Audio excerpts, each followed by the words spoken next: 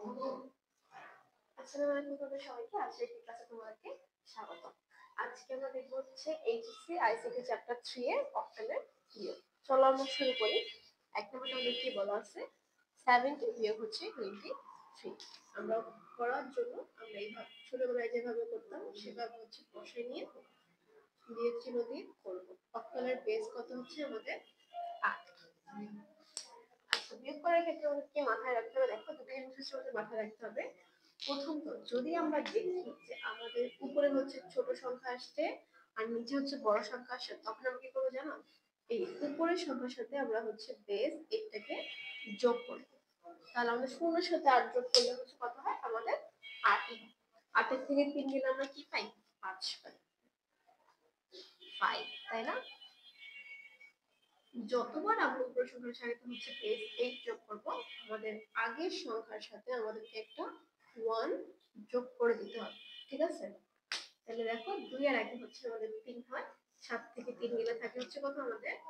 4। তাহলে আমাদের অ্যান্সারটা কত হইলো? এত 45 বেস 8। তাহলে চলো আমরা অ্যান্সারটা লিখে ফেলি। অ্যান্সারটা হচ্ছে আমাদের কত দাঁড়াইছে?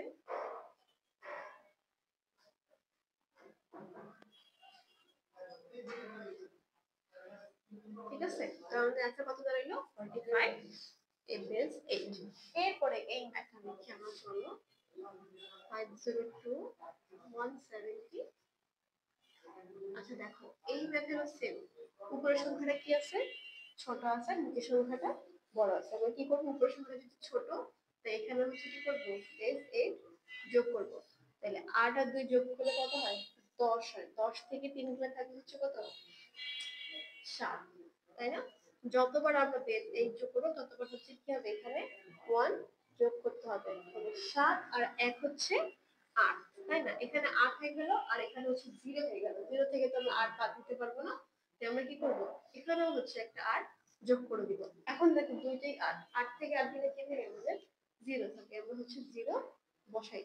এরপরে আবার এই যে থার্ড নাম্বার লাইনে আবার 1 যোগ করি। যোগ করলে আমাদের কত হয় দেখো? 1 আর 1 কত হয়? 2 হয়। 5 থেকে 2 গেলে আমাদের থাকে কত? 5 থেকে 2 গেলে থাকে হচ্ছে আমাদের 3। তাহলে কত হলো আমাদের? 307। ঠিক আছে, তাহলে আমাদের অক্টালের ম্যাথটা কত হলো? 307। তাহলে আমরা অ্যান্সারটা লিখি চলো।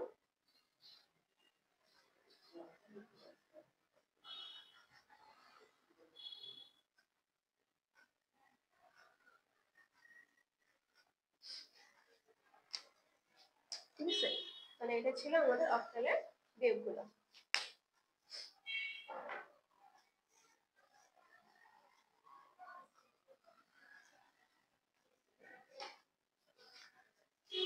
তাহলে আজ এই পর্যন্ত। আল্লাহ হাফেজ।